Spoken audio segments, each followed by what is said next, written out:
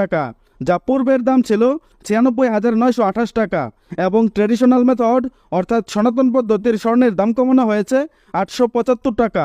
এতে করে প্রতি ভরি স্বর্ণের দাম দাঁড়িয়েছে 79,257 টাকা, যা এর আগে ভরিতে 735 টাকা দাম কমিয়ে 80,132 টাকা নির্ধারণ করেছিল বাজুস।